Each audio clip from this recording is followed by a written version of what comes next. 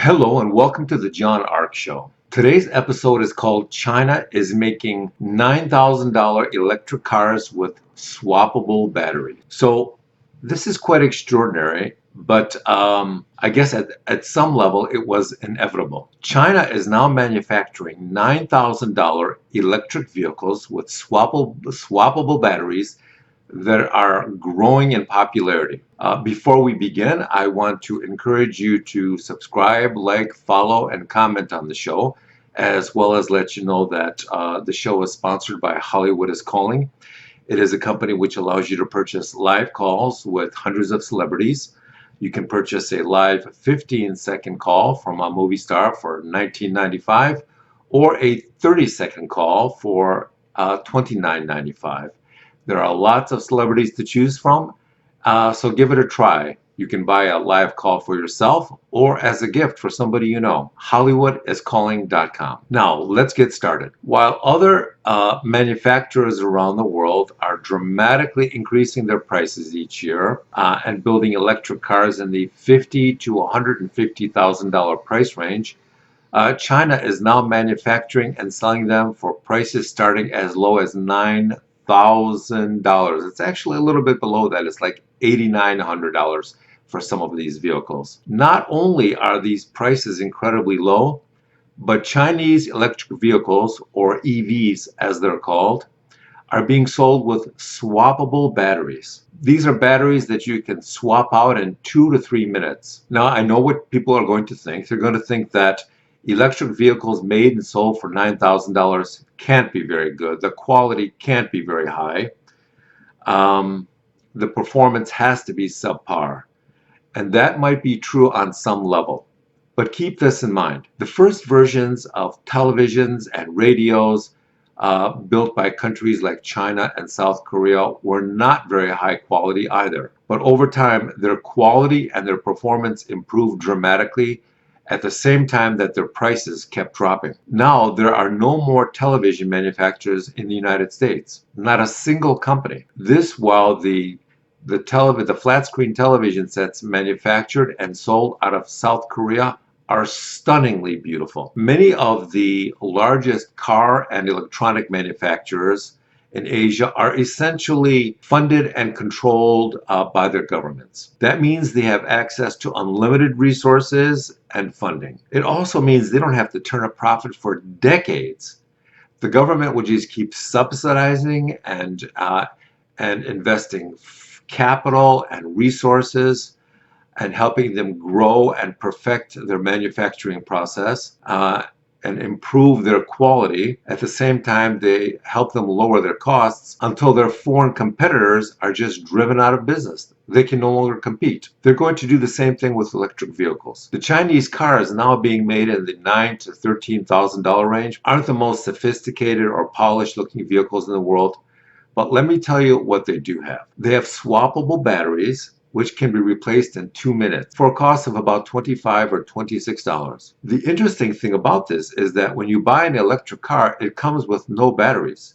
You have to purchase or buy the batteries. Now, many of these batteries are lead acid batteries, which means they don't have the same high power or performance of lithium ion batteries. But guess what? Lead acid batteries, they don't burst into flames and burn their vehicles to the ground the way some lithium ion batteries have been reported to do. The Chinese also have hundreds of battery swapping stations in their major cities.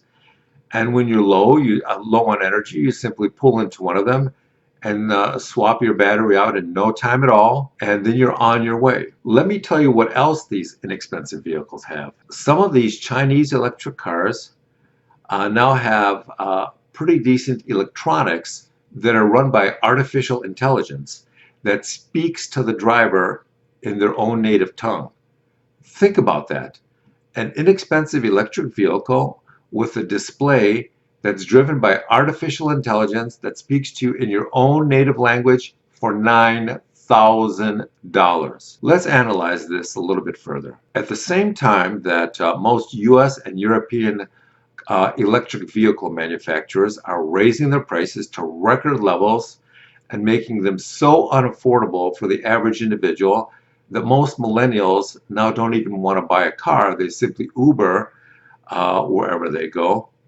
The Chinese are going in the complete opposite direction. They're making their vehicles extremely affordable. In fact, some of the Chinese electric vehicles now cost approximately 10% as much as their foreign counterparts and 25% as much as their foreign gas-powered SUVs. Think about that for a moment. That means you can buy one Tesla or 8 Chinese electric vehicles. Or you can look at it from another direction. You can buy one Tesla and drive it for 6 to 8 years. Or you could buy a new Chinese electric vehicle every year for the next 8 years. Imagine that. Imagine being able to own and buy a new Chinese electric car every year for 8 years and still spend less than you would on a single Tesla. At that point, reliability and premium features become almost secondary. If you can buy a new car every year or purchase an electric vehicle for every one of your 8 family members and still end up spending less than you would for a single foreign car, then that math is very difficult to argue with. Now there's the issue of progressive improvements, which will make these vehicles even more competitive over time. Manufacturing history has proven that each successive model year will bring to market vehicles that are a little bit better, a little bit more sophisticated, and a little bit more competitively priced. So if you did keep buying a new Chinese electric vehicle each year, then the version you bought in 2 to 3 years from now would be substantially better and more sophisticated than earlier models of that same vehicle. What about the aftermarket? What will this do to the used car market for Chinese electric vehicles? Well, I believe that it will explode. Let me give you an example. Let's assume that you can't afford a brand new Chinese electric car for $9,000. So what do? You wait a few years until the price drops by half on the used cars, and then you go out and buy one, and you get a new battery to put in it. Now, vehicles that were sold for $9K just a few years ago are probably selling for $4,000 or $5,000 without the battery. You go out and buy a new battery, and you have essentially a brand new, and you have the essential performance of a brand new electric vehicle, but at half the cost. The other thing that this does to the marketplace is by growing the used car vehicle market, you're dramatically increasing the number of people who can afford such vehicles when those prices drop.